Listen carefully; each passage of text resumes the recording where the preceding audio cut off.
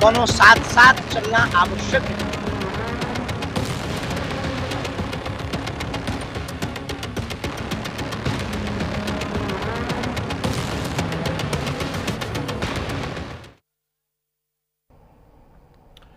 नमस्कार, news India में आपका स्वागत है। मैं हूं आपके साथ अतुल प्रताप सिंह। धर्मस्थल पर राष्ट्रगान, भाईजान आखिर क्यों परेशान? ये सवाल तब खड़े होने लगे जब बागेश्वर धाम के पीठाधीश्वर धीरेन्द्र कृष्ण शास्त्री ने सभी धर्मस्थलों पर यानी मंदिर, मस्जिद, गिरजाघर हर जगह पर राष्ट्रगान गाने की मांग उठा दी। धीरेन्द्र कृष्ण शास्त्री ने कहा कि धर्म भक्ति के साथ देशभक्ति भी जरूरी है। धर्मस्थलों पर पूजा के साथ राष्ट्रगान भी होना चाहिए, लेकिन धीरेन्द्र शास्त्री के इस बयान पर सियासी घमासान या कहें धार्मिक घमासान छिड़ गया है। मुस्लिम धर्मगुरु मौलाना शहाबुद्दीन रिजवी बरेलवी भड़क उठे हैं। उन्होंने कहा कि आजादी के बाद से अब तक तो ऐसा हुआ नहीं, किसी धर्मस्थल पर आखिर राष्ट्रगान बजाओ। खुद धीरेन्द्र शास्त्री ने मंदिर में क्या कभी राष्ट्रगान गाया और नहीं गाया तो जवाब दे। कुछ चीजें आस्था से जुड़ी होती हैं, उसे वैसे ही रहने देना चाहिए। वहीं समाजवादी पार्टी के विधायक अबू आजमी ने धीरेन्द्र शास्त्री की मांग का विरोध किया। केंद्रीय मंत्री ने हालांकि गिरिराज सिंह ने खोलकर पंडित धीरेन्द्र कृष्ण शास्त्री की मांग का समर्थन किया। अब इन सबके बीच में सवाल यह है कि अगर धर्म स्थलों पर राष्ट्रगान गाया जाएगा तो इससे आखिर परेशानी और दिक्कत है तो किसको है? मस्जिदों में राष्ट्रगान से मुस्लिम धर्मगुरुओं को ही आपत्ति क्यों है? आज इस मुद्दे पर हम खास चर्चा करेंगे खास मेहमानों के साथ, लेकिन उसके पहले ये रिपोर्ट देखिए।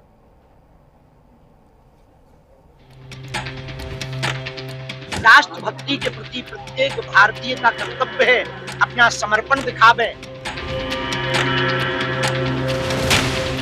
और भारत के गिरजाघरों में, मस्जिदों में, देवालय, मंदिरों में हमारा ऐसा मानना है राष्ट्रगान गाया जाना चाहिए। सप्ताह में एक बार तो कम से कम बजना ही चाहिए, ताकि राष्ट्र के प्रति कर्तव्य के लिए हम एकजुट रहें, राष्ट्रभक्ति दिलों में भरी रहे।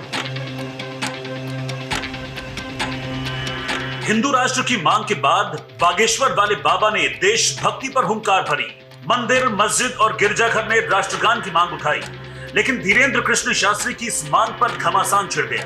हिंदू राष्ट्र की मुहिम के बाद पंडित धीरेन्द्र कृष्ण शास्त्री ने देशभक्ति साबित करने का नया फॉर्मूला बताया तो विवादों का भी नया बवंडर रूप खड़ा हुआ। मुस्लिम धर्मगुरु भड़क उठे, बाबा बागेश्वर का विरोध करने लगे। मुस्लिम धर्मगुरु मौलाना शहाबुद्दीन रिजवी बरेलवी ने तो धीरेन्द्र कृष्ण शास्त्री की मांग पर कड़ा ऐतराज जताया। उन्होंने कहा, आजादी के बाद से अब तक किसी भी धार्मिक स्थल में राष्ट्रगान नहीं गाया गया है और इसे मजहबी मकामों में लागू करना संभव नहीं है। कुछ चीजें आस्था से जुड़ी होती हैं और धीरेन्द्र शास्त्री ने भी मंदिर में कभी राष्ट्रगान नहीं गाया होगा। मेरा मानना है कि इस तरह के बयानों पर कोई अमल नहीं होगा। इसके साथ ही सियासी गलियां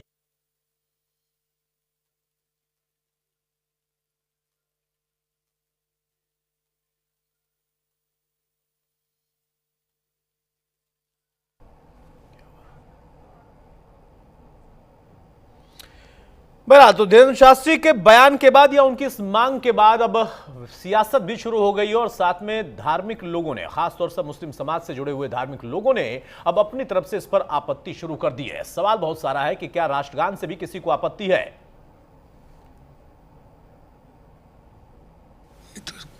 कोनो किताब कॉपी पढ़ा नहीं, बंदर है। धीरेन्द्र शास्त्री को बोल रहे हैं। धीरेन्द्र कौन है? शास्त्री, शास्त्री के दे दिया नाम। कहाँ पीएचडी किया कि शास्त्री ले लिया? ये अनपढ़ सबके तरह ले लिया। ये कौन है? ये लोग तो मोक्ष लेते हैं। इन लोगों को या तो मोक्ष ले लेना चाहिए गंगा में, या नहीं तो इन लोगों को डायनामाइट शरीर में फिट करना चाहिए और इन लोगों को पाकिस्तान और चाइना भारत की सनातन को जिंदा रखने के लिए भेज देना चाहिए, ताकि पाकिस्तान वो होते कौन है बोलने वाले? हमें बताने वाले होते कौन? जहाँ राष्ट्रगीत करना है हम मस्जिद में हो, मदरसा हो, घर हो, जहाँ राष्ट्रगीत की ज़रूरत है वहाँ राष्ट्रगीत पढ़ी जाएगी। और ये बोलने से कुछ नहीं होता। आज जो है हम इस देश के रहने वाले हैं। हमने इस देश के लिए हमारे पुरखों ने कुर्बानियाँ दी हैं। मैंने भी कहा ना कि जब आज़ाद हिंद फौज बनी थी तो उसमें 40% मुसलमान थे देश के लिए। में भी पंडित धीरेन्द्र कृष्ण शास्त्री का विरोध शुरू हो गया है। समाजवादी पार्टी के सिपह सालार अबू आजमी और पूर्णिया के सांसद पप्पू यादव ने बागेश्वर वाले बाबा के खिलाफ सीधा मोर्चा खोल दिया है। अबू आजमी और पप्पू यादव खुलकर पंडित धीरेन्द्र कृष्ण शास्त्री का विरोध करने लगे। धर्मस्थलों पर राष्ट्रगान की मांग पर सख्त ऐतराज जताने लगे। धीरेन्द्र कृष्ण शास्त्री के खिलाफ कार्रवाई की मांग उठाने लगे। लेकिन केंद्रीय मंत्री गिरिराज सिंह ने पूछा कि धर्मस्थलों पर राष्ट्रगान बजेगा तो इस पर ऐतराज की वजह क्या है। राष्ट्रगान में क्या आपत्ति है? ये राष्ट्र के आराधना के रूप में राष्ट्रगान गाया जाता है और राष्ट्र के बगैर सब चीज अधूरा है, इसलिए राष्ट्र की गरिमा, राष्ट्र की महिमा होनी ही चाहिए। केंद्रीय मंत्री गिरिराज सिंह खुलकर बाबा बागेश्वर की मांग का समर्थन कर रहे हैं। बागेश्वर धाम के पीठाधीश्वर के सुर में सुर मिला रहे हैं। हालांकि इन सब के बीच सवाल है कि क्या धार्मिक स्थलों पर राष्ट्रगान अनिवार्य करना देश को जोड़ता है या धर्मनिरपेक्षता की भावना को चोट पहुंचाता है। अगर मंदिर मस्जिद में राष्ट्रगान बजेगा तो इससे परेशानी क्यों है? और सवाल ये भी है, क्या पंडित धीरेन्द्र कृष्ण शास्त्री की मांग पर सरकार अमल करेगी? Bureau report, news India. जहां तो राष्ट्रगान को लेकर सवाल और सवाल पर बवाल, बहुत सारे सवालों के बवाल कब खत्म होंगे, इसका हल निकलेगा नहीं निकलेगा, ये अपने आप में बड़ा सवाल है। हमारे साथ कुछ खास मेहमानों से मैं आपको तारुफ कराता हूं। चर्चा में आगे बढ़ते हैं। मीनू शर्मा है, हिंदू धर्मगुरु, हमारे साथ, बहुत स्वागत है मीनू जी आपका। डॉक्टर मुमताज आलम रिजवी हमारे साथ हैं, मुस्लिम स्कॉलर, बहुत स्वागत है डॉक्टर मुमताज आपका। संदीप चौधरी हमारे साथ, राजनीतिक विश्लेषक के तौर पर हैं, बहुत स्वागत है संदीप आपका। और कन्हैया त्रिपाठी हैं, संविधान विशेषज्ञ, बहुत स्वागत है कन्हैया त्रिपाठी आपका भी।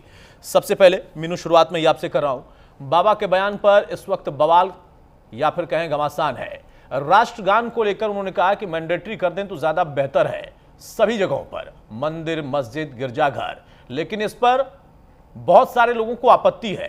क्या आपको लगता है कि मांग सही समय पर उठा दी है उन्होंने या मांग सही नहीं है? ये मुझसे पूछ रहे हैं? मीनू जी आपसे सवाल है। हाँ सर, आपने मुझसे पूछ रहे हैं?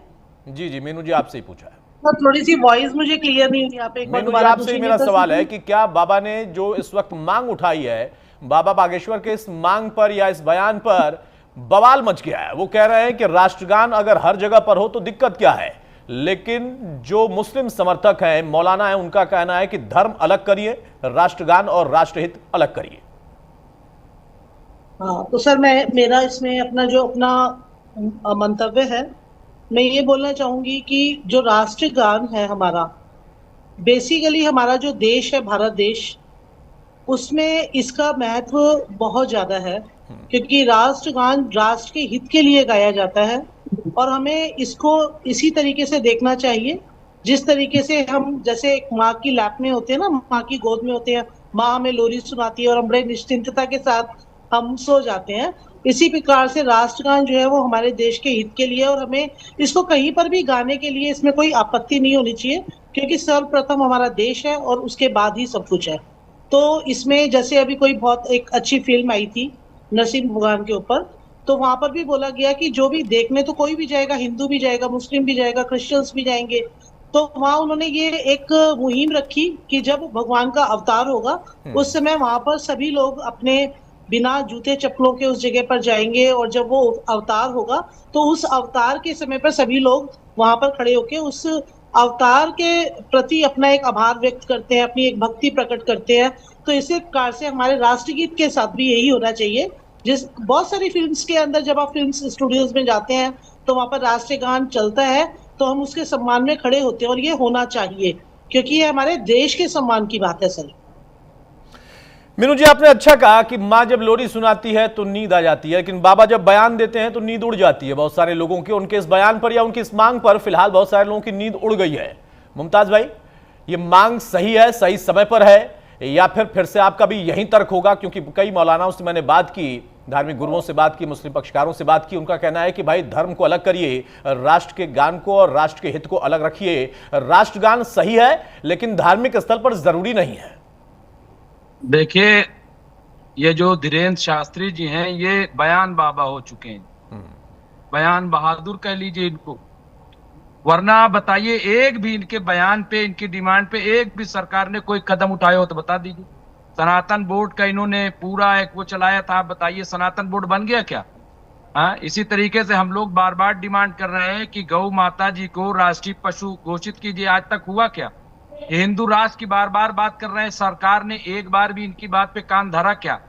हाँ, तो सवाल ये है कि सरकार से पूछिए, क्या सरकार जो है वो मस्जिदों में, मंदिरों में वो कहेगी क्या सरकार कि ठीक है इसमें राष्ट्रगान जो है मस्जिद के अंदर कराया जाए, मंदिर के अंदर कराया जाए, चर्च के अंदर कराया जाए? आप पूछिए सरकार से। अगर सरकार कहती है कि नहीं यहाँ पे होना बहुत जरूरी है, तभी देशभक्ति का पता चलेगा, तभी राष्ट्रवाद का पता चलेगा, और जब ये चीज आएगी तो देखा जाएगा। पहले सरकार से पूछिए ना कि क्या इनके बयान पे अमल वाकई वो करेगी, क्योंकि ये सरकार तो है नहीं, ये तो बयान बाबा है, ये अपना सब कारोबार चला रहे हैं, तो चलाने दीजिए। बहुत सारे लोग ऐसे काम कर रहे हैं, तो वो ठीक है, अपना बयान दे करके और हाईलाइट हो रहे हैं और सबको अच्छा भी लग रहा है। हिंदू मुस्लिम कार्ड खेलने का भी मौका मिल जाता है, मुसलमानों को कटघरे में भी खड़ा करने का मौका मिल जाता है। तो ये तमाम चीजें, बाकी इसमें कहीं कोई सच्चाई नहीं है। मुसलमानों ने हमेशा देशभक्ति का सबूत दिया है, चाहे वीर अब्दुल हमीद रहे हों, चाहे बिस्मिल्लाह खान रहे हों, चाहे जाकिर हुसैन साहब रहे हों, तमाम ऐसी मिसालें, एपीजे अब्दुल कलाम रहे हों, ये सारी मिसालें। तो ऐसा नहीं कि मस्जिद में राष्ट्रगान नहीं था तो ये पैदा नहीं हुए। तो ऐसा है कि देशभक्ति का सर्टिफिकेट पहले मदरसा कह रहे थे, सारे मदरसों में खूब जो है जनगण मनगण हो रहा है, झंडा फहराया जा रहा है, सब कुछ हो रहा है, लोग अपने घरों पे भी झंडा फहरा रहे हैं, ये सब हो रहा है, कहीं कोई दिक्कत नहीं। लेकिन चूंकि इनको कुछ ना कुछ बयान दे करके और एक समाज में किसी तरीके से नफरत फैलाई जाए, कुछ गड़बड़ जो है, वरना कह रहे सरकार से पूछ लीजिए, सरकार अगर कहे कि नहीं बिल्कुल सही कह रहे तो बना दीजिए कानून कंपल्सरी। ठीक है मीनू शर्मा भाई, मुमताज भाई का कहना है कि सरकार से पूछ लें बाबा, अगर जो है सरकार सही बात कह देती है या राजी हो जाती है, अगर उसकी तरफ से सहमति मिल जाती है तो इन लोगों को कोई दिक्कत नहीं है, माने कि यहां कोई दिक्कत नहीं होगी, या सरकार के पाले में गेट डाल रहे हैं? मीनू मेरी आवाज आ रही है? नहीं जी सर। भाई मुमताज जी का कहना है कि अगर सरकार मान लेती है बाबा की बात तो हमें कोई दिक्कत नहीं है, हम राष्ट्रगान के लिए भी तैयार हैं। बिल्कुल सर, ये एक वैसी ही बात है कि इन चीजों को विवादित इतना ज्यादा नहीं किया जाना चाहिए, क्योंकि होता क्या है कि राष्ट्रगान देश के लिए सम्मान की बात है।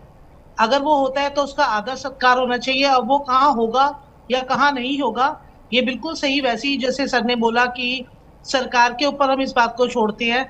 अब ऐसा तो है नहीं कि कहीं पर मदरसों के अंदर या कहीं चर्च के अंदर कोई प्रार्थना सभा चल रही है, उस समय पर राष्ट्रगान चल पड़े और वहां चलाना चाहिए, ये कोई जरूरी नहीं है। लेकिन अगर राष्ट्रगान किसी भी समय पर, किसी ओकेजन पर चलाया जाता है तो उसका सम्मान होना चाहिए।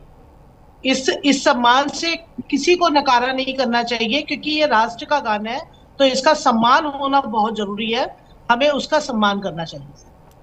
ठीक बात है प्रोफेसर कन्हैया। अब नियम क्या कहते हैं, सबसे बड़ा सवाल यह है, क्योंकि अब बात आ जाती है नियमों की। जब इस सवाल को उठाया गया तो आपने दोनों पक्ष को सुन लिया, हिंदू पक्ष को सुन लिया, मुस्लिम पक्ष को सुन लिया। उनका कहना है कि शायद आपत्ति हो सकती है या कमोवेश आपत्ति नहीं है, जब सरकार मान लेगी तो विचार करेंगे।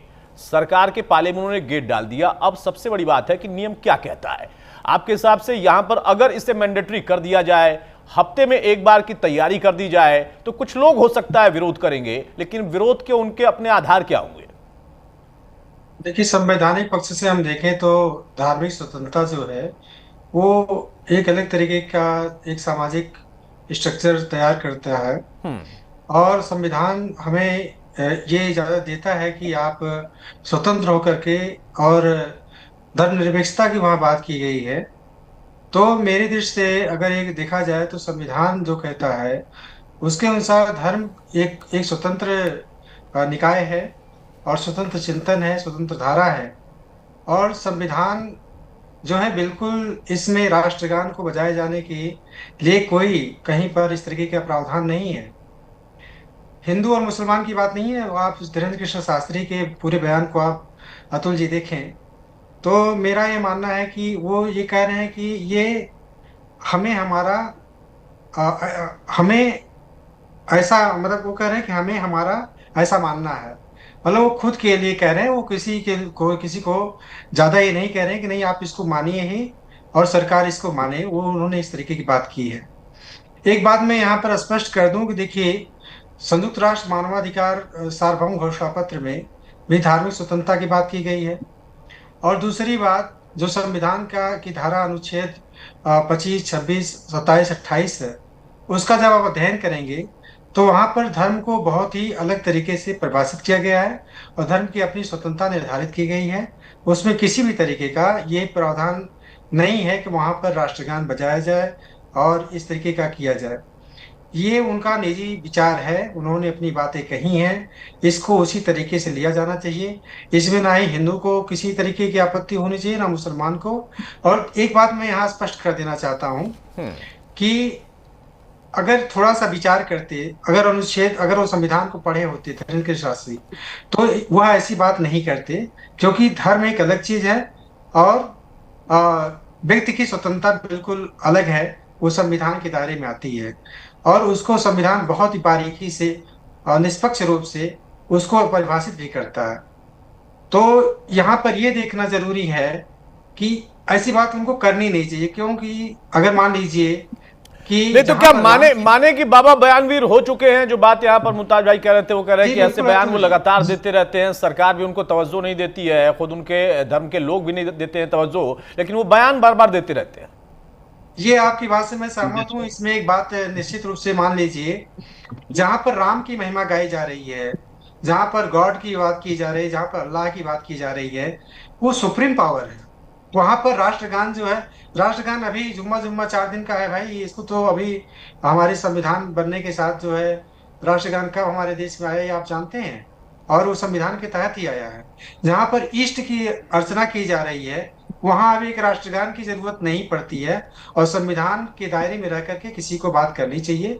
और आपने जो कहा कि बयानवीर हैं तो सरकार नहीं मानती है, तो बिल्कुल बार बार ऐसा करेंगे तो मतलब दिक्कतें होंगी और ये देश के लिए ठीक नहीं होगा। ठीक बात है संदीप भाई। अब यहां पर 2-3 पक्ष हो जाते हैं, एक तरफ बाबा और बाबा के बयानवीर वाले बयान, दूसरी तरफ धार्मिक पक्ष हो जाता है और तीसरी तरफ से सियासी मामला हो जाता है। पप्पू यादव बीच में कूद पड़े, उनका कहना है कौन है ये शास्त्री ऐसे ही बन गए हैं, वो मुझे नहीं पता। कल उन्होंने बयान दिया था कि इनको डायनामाइट लगा के उड़ा दो, और बाबा का अपना एक फैन फॉलोइंग वाला अलग विषय है। इन सबके बीच में बाबा के बयान और फिर ये कहना कि भाई मेरा मानना है, उन्होंने क्लॉज लगा दिया कि कोई और माने न माने, ये मेरा मानना है। जो बात कन्हैया जी कह रहे हैं कि ये उनका मानना है, तो इस पर बीच में और लोग क्यों कूद पड़े? बयानवीर तो और भी हैं। देखिए अतुल भाई, जिस तरीके से धीरेन्द्र शास्त्री जी अपने स्टेटमेंट देते हैं, इसी तरीके से पप्पू यादव को भी आप समझ सकते हैं। पप्पू यादव के भी समय समय पर अलग अलग तरह के स्टेटमेंट आते हैं। आज हम बात कर रहे हैं राष्ट्रगान की।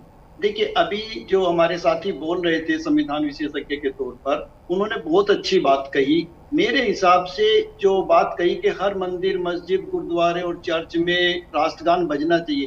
देखिए, अगर हमारी पार्लियामेंट, जो पूरे देश से सांसद चुन के आए हैं, वो ऐसा कोई कानून या कोई नियम बना देते हैं तो वो बजेगा, उसे कोई नहीं रोक सकता। इवन घरों में भी अगर वो कानून बना देते हैं, हर घर में बजेगा तो वो बजेगा। और हम जितने भी लोग यहाँ बैठे हैं, जब हमारी शिक्षा शुरू होती है, हम किसी स्कूल में जाते हैं, चाहे AG, KG, प्राइमरी, फर्स्ट, किसी भी क्लास में जाते हैं, हम सबसे पहले वहां पे स्कूल में जाकर अपनी प्रार्थना करते हैं और उस प्रार्थना में हमारा राष्ट्रगीत होता है, राष्ट्रगान होता है।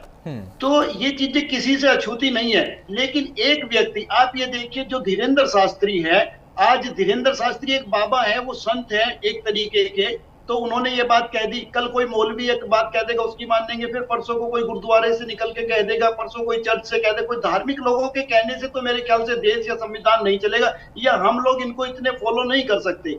तो हमें देखना है, हम लोग चलते हैं, हम और आप संविधान के हिसाब से। संविधान में हम हर क्षेत्र से, हिंदुस्तान के कोने कोने से 543 से सांसद चुन करके भेजते हैं। वो हमारे लिए नियम, कायदे, कानून बनाते हैं, उसके आधार पे हम लोग चलते हैं। आज धीरेन्द्र शास्त्री, अतुल जी हमें अच्छे लग रहे हैं। अगर कल ये आसाराम निकल गए, परसों ये राम रहीम निकल गए, तो क्या हम इनके बताए रास्ते पर चलेंगे? क्या सोचिए, पूरे देश को सोचना चाहिए। ठीक है, लेकिन संदीप भाई, आसाराम से फिलहाल उनकी अभी तुलना ना करें। कहीं कहाँ आसाराम और कहाँ बाबा बागेश्वर, अभी तो उन्होंने शुरुआत ही की है। लेकिन बयान, हाँ, आप कह सकते हैं, वही बात प्रोफेसर कन्हैया भी कह रहे हैं कि अभी जो है कम से कम।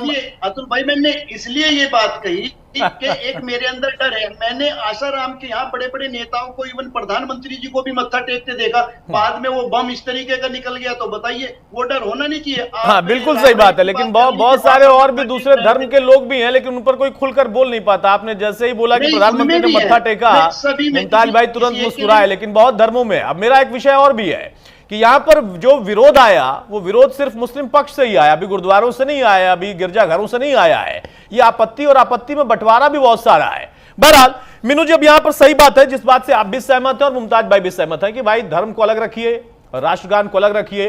प्रोफेसर कन्हैया ने उसको और स्पष्ट कर दिया। उनका कहना है कि कहां धर्म और कहां इष्ट देव जिसकी हम आराधना करते हैं, इबादत करते हैं, और उस जगह पर, उस स्थान पर आपको राष्ट्रगान की जरूरत नहीं है। आप राष्ट्रगान गाइए, कोई मनाही नहीं है, मानिए, सर्वोपरि रखिए, संविधान के हिसाब से रखिए, सब बेहतर है। लेकिन इस मांग को लेकर आपत्ति एक पक्ष में ज्यादा है, इस पर विवाद और ज्यादा बढ़ गया, क्योंकि जब बाबा ने बात कही तो उनके बयान को शायद लोगों ने पूरी तरह से नहीं समझा। उन्होंने कहा कि ऐसा मेरा मानना है, और ऐसा अगर उनका मानना है तो स्वतंत्रता की आजादी और अभिव्यक्ति की आजादी उसी संविधान में बाबा को भी मिलती है, तो उस पर इतनी तिलमिलाहट क्यों है किसी को? देखिए अतुल जी, बहुत अच्छी बात आपने कही। मैं ये मानता हूँ कि बाबा को अपने मठ में ये काम शुरू कर देना चाहिए था, और फिर हमारे जो सांसद है, हमारी जो सरकार है, वो देखती वो कितने सही तरीके से। आपको मैं बताऊं, जो हमारा राष्ट्रगान है वो 52 सेकंड में गाया जाना चाहिए। क्या इतने एक्सपर्ट लोग मिलेंगे वहां पे? स्कूल में या जहां हम करवाते हैं वहां पे एक्सपर्ट लोग होते हैं। अच्छा, वो ऐसा तो है नहीं कि आप रेडियो में उसको टाइप कर दो, रेडियो से वो बजता रहेगा। कब कौन फूल चढ़ाने आ रहा है, कब कौन जल चढ़ाने आ रहा है, तो उससे मुझे लगता है कि डिसिप्लिन भंग होगा। इस वो डिसिप्लिन के अंदर ये चीजें होती हैं। अगर इतना मंदिरों में हो सकता है, क्योंकि वहाँ छोटे बच्चे भी आते हैं, अपने माँ बाप के साथ में वो इधर उधर भागने लगते हैं, खेलने लगते हैं। तो अगर हम चाहते हैं, क्योंकि जहाँ तिरंगा फहराया जाए, तिरंगे के भी अपने कोड ऑफ कंडक्ट हैं, इसी तरीके से राष्ट्रगान के भी कोड ऑफ कंडक्ट हैं। अगर हिंदुस्तान में छोटे बड़े सब इतने डिसिप्लिन में रहने वाले लोग हैं, तो मेरे ख्याल से बजना चाहिए, हर जगह बजना चाहिए। और अच्छी बात है, इसीलिए मैं प्रोफेसर कन्हैया से कहा था कि कोड ऑफ कंडक्ट क्या है, नियम क्या है, क्योंकि अभी पिछले दिनों एक मैंने पॉलिटिकल मंच पर भी देखा था कि कितना जो कोड ऑफ कंडक्ट है वो फॉलो हुआ। वहां पर राष्ट्रगान बजा, लेकिन शुरुआत जो था वो आधा हिस्सा कट गया। मीनू जी, जो बात संदीप भाई ने कही है, उनका कहना है कि भाई अगर ऐसा संभव है, नियमों के मुताबिक करें तो कोई दिक्कत नहीं है, कर भी सकते हैं। लेकिन उन्होंने कहा कि शुरुआत करें बाबा बागेश्वर धाम से ही, और यही बात कई और लोगों ने भी कहा है, चाहे वो मुस्लिम पक्ष से हो या कुछ और लोग। उनका कहना है कि भाई शुरुआत वो करें, खत्म हम कर देंगे, या हम भी उसी ट्रैक पर आगे बढ़ेंगे। बिल्कुल, एक्चुअली सबसे बड़ी विडंबना यही है सर कि क्या होता है हमारे देश के अंदर ना, हिंदू मुस्लिम वाला जो प्रॉब्लम है ना, वो एकदम से इतना ज्यादा बढ़ जाता है, क्योंकि बेसिकली बाबा जी ने जो भी बात कही कि ये बजना चाहिए, हर धर्म के उसमें बचना चाहिए। देखिए, इसमें जो संविधान के अंदर जो चीजें निहित है वो ये कि हमारा जो राष्ट्रगान है, जब हमारा राष्ट्र ध्वज फहराया जाता है किन्हीं खास मौकों पर, ठीक है, और कोई शहीद जब हमारा शहीद होता है, उस समय उनको श्रद्धांजलि दी जाती है, उस समय पर एक उनको ऑनर दिया जाता है, उस समय पर वो राष्ट्रगान बजता है। और ये बहुत ही ज्यादा, मतलब इस तरीके से हम इसको ले अगर कि शहीदों की शहादत के लिए, देश के सम्मान के लिए, इसको बहुत ही ज्यादा डिसिप्लिन के अंदर किया जाता है। 52 सेकंड्स के अंदर हमारा राष्ट्रीय गाया जाता है, और ये 52 सेकंड्स के अंदर ही गाया जाना चाहिए। ये भी हमारे जो हमारे ये लॉजिकल जो चीजें बनी हुई हैं उसके तहत ये सब चीजें आती हैं। और ऐसा नहीं है, राष्ट्रीय गान ऐसी चीज है कि आप अगर इसको भारतीय होने के नाते अगर कहीं पर भी ये बज रहा है तो उसको एक सम्मान में हमें बिल्कुल स्ट्रेट फॉर्म में खड़ा होना होता है, सीधा, हमें हिलना डुलना नहीं चाहिए। जैसे हमें बताया गया, हम बचपन से इसको करते आ रहे हैं, और स्कूलों में जब एक डिसिप्लिन के अंदर इसको गाया जाता है, इसी तरीके से ये बेसिकली डिसिप्लिन के अंडर ही आता है। नहीं, नियम होगा, अनुशासन होगा, लेकिन उसके बीच में जो मुद्दा उन्होंने उठाया है उसमें क्या किसी एक धर्म विशेष को उन्होंने टारगेट कर दिया? ये सवाल इसलिए मैं आपसे पूछ रहा हूं क्योंकि बहुत सारे पक्षकार ऐसा कह रहे हैं जो कि एक समुदाय से आते हैं। उनका कहना है कि उनकी ये जो मांग है वो हिंदू वर्सेस वो कराने की है। कहीं आपको भी ऐसा लगता है? नहीं सर, इसमें क्या है, ये उनका अपना मंतव्य है, इसके लिए हम उनके ऊपर कोई टिक्का टिप्पणी नहीं कर सकते। हर एक व्यक्ति का अपना एक स्वभाव है, अपना एक सुर्खियों में रहने का बोल सकते हैं स्वभाव हो सकता है उनका। लेकिन मैं तो यही बोलूंगी कि ये उनका अपना व्यक्तिगत जो विचार है वो उनका अपना व्यक्तिगत विचार है। इसके लिए तो संविधान बना है कि देश हमें क्या बोलता है इस काम को करने के लिए और कहाँ होना चाहिए कहाँ नहीं, ये सब सर्वविदित है। हमारे संविधान में हर चीज बनी हुई है और हमें जो बताया गया है शुरू से, और हम भी यही जानते हैं कि जो हमारा राष्ट्रीय गान है इसको पूरा प्रॉपर तरीके से सम्मान के तौर पे देखना चाहिए। और ऐसा नहीं है कि राष्ट्रीय गान कहीं पर भी उठा करके आप बजा देंगे और चलते फिरते आप उसको चला रहे हैं या कहीं मंदिरों के अंदर बजा रहे हैं, मस्जिदों के अंदर बजा रहे हैं, ऐसा नहीं होना चाहिए। क्योंकि जो तरीका है इसका तरीका यही है कि ये सम्मान के साथ गाया जाने वाला हमारा राष्ट्र का राष्ट्रगान है। तो इसके साथ सभी राष्ट्रवासी जो हमारे हिंदू राष्ट्र के लोग हैं, उसमें हिंदू मुस्लिम सिख ईसाई, हमारा तो जो है धर्मनिरपेक्ष राष्ट्र है, तो सभी को इसका आदर करना चाहिए और सब आदर करते हैं इसका। तो इसके लिए ऐसा नहीं है कि हमारे हिंदू धर्म के लोग ये चाहें कि इसको मस्जिदों में भी बजाओ और इसको गिरजाघर में भी बजाओ और इसको जाके गुरुद्वारे में भी बजाओ। सम्मान का विषय है, सम्मान की तरीके से बजे और इसे हम सम्मान के तरीके से ही देखें, इसको हम इसे हास्यप्रद ना बनाएं।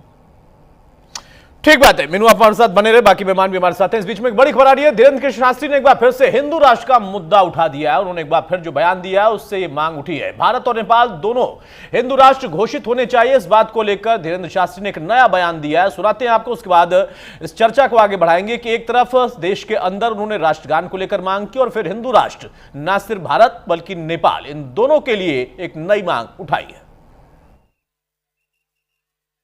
देखिए, निश्चित रूप से ये बात तो तय है कि हिंदू विरोधी ताकतें जगह जगह सक्रिय हैं। पाकिस्तान में 22% से 2% बचे। बांग्लादेश में जिस प्रकार से हिंदुओं पर घात किया गया, हिंदुओं का नरसंहार किया गया, उनके ऊपर अत्याचार किया गया, पूरे वर्ल्ड में जहाँ जहाँ हिंदू हैं उनके अपोजिट में विरोधी ताकतें सक्रिय हैं, लगातार हिंदुओं को घटाना चाह रही हैं। लेकिन वर्तमान में साधु संत, देश के लिए सोचने वाले, हिंदुत्व के लिए सोचने वाले लोग प्रखरता के साथ आगे आ रहे हैं। रही नेपाल की बात, तो नेपाल में हम फिर से चाहते हैं राज्य सत्ता स्थापित हो, राज्य सत्ता के माध्यम से नेपाल की संस्कृति और पुनः वो हिंदू राष्ट्र घोषित हो, जो कुछ दिन पहले पर हिंदू राष्ट्र घोषित था, लेकिन कुछ लोगों ने, कुछ पश्चिमी विचारधारा के लोगों ने, कम्युनिस्ट बुद्धि वाले लोगों ने हिंदू राष्ट्र से उसको अलग किया था। हम चाहते हैं पुनः नेपाल हिंदू राष्ट्र हो और भारत भी हिंदू राष्ट्र जल्दी हो। बहरहाल एक बार फिर से चर्चा को आगे बढ़ते हैं। मुमताज भाई, सीधा सवाल है